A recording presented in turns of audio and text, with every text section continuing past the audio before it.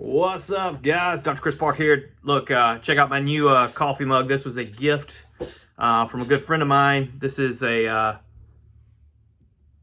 Four Gospels. It's Orthodox iconography. This was, I believe, done by Jonathan Pageau. I've talked about him in another video. Go check out his channel, The Symbolic World. You will not be disappointed if you're into that kind of thing. All right, so I want to talk about a guy, a friend of mine. I don't treat him for addiction. He's actually been off Suboxone for 3 years now, and clean and doing great. He quit because he went to prison, and so he was on 16 milligrams of buprenorphine a day. Went to prison and quit cold turkey. Now, do I recommend quitting Suboxone cold turkey? Hell no, that is miserable. But he said he got through it, he got to the other side, and then he was free of it. And I've had some other people comment, that they felt like that's how they did it as well, and it worked for them. Now, the reason I'm shooting this video is because I've talked so much about how everybody is different on how they need to approach their recovery and how they need to approach like detox or tapering Suboxone. So for many people, this will be the worst thing they could try to do to quit cold turkey, right? But if you're in a place where it's safe to do that so that you're not at risk of relapse, so like if you're in an actual inpatient rehab or something like, or prison or whatever. Even though in prison you're at risk for relapse because you still have, probably some opportunity. But still, if you're in like a controlled environment, I can see how that might actually work better. It's going to suck. It would be better to have medications to help the symptoms, medicine to help with nausea, to help with restless legs, those kind of problems that you're going to have. But the other issue is like the post-acute withdrawal, and sometimes people need prolonged medication for that or other medicines. But anyway, the reason I'm telling you is this guy, he had to do it, but also he looked at that as an opportunity and he made the most of it. Now, he said that what's helped keep him clean now is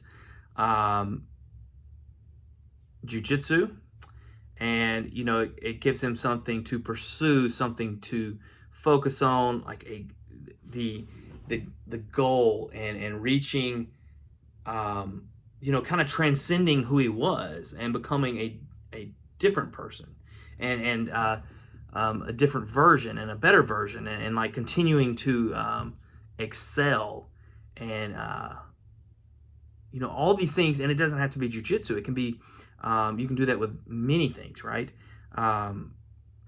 Obviously, I recommend like a total approach to your recovery, mind, body, and spirit. That's why I mentioned certain other things, right?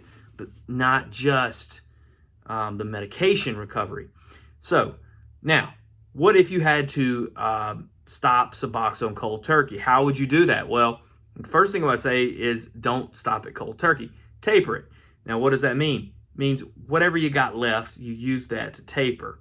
Not every taper plan has to be, reducing every 24 hours. You might need to try, if you've got 2 tablets left or 2 strips left, you might want to wait, take a dose and then 48 hours later take another dose, and kind of stretch it out like that. But obviously, even if you're at high doses, you can still cut your strips up, cut your tablets up, take small doses, and spread those out to help taper. Now, for some people, though, they may actually need to do a systematic, figure out how much you've got left, how many milligrams you have left, and then formulate a plan with that in a systematic way to taper down. It'll still be kind of like a hard stop, like if you only got a few left.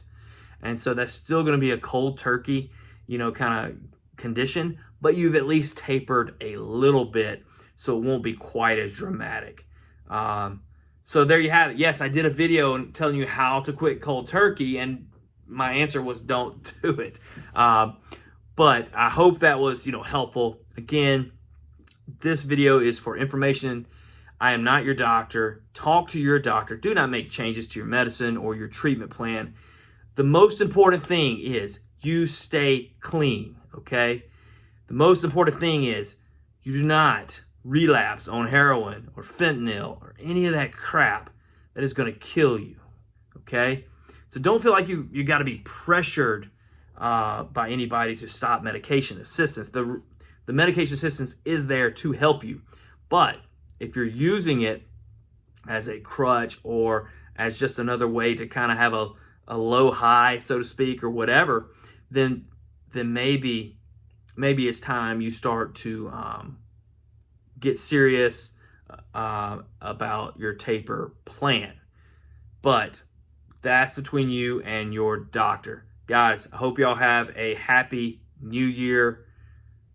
Peace.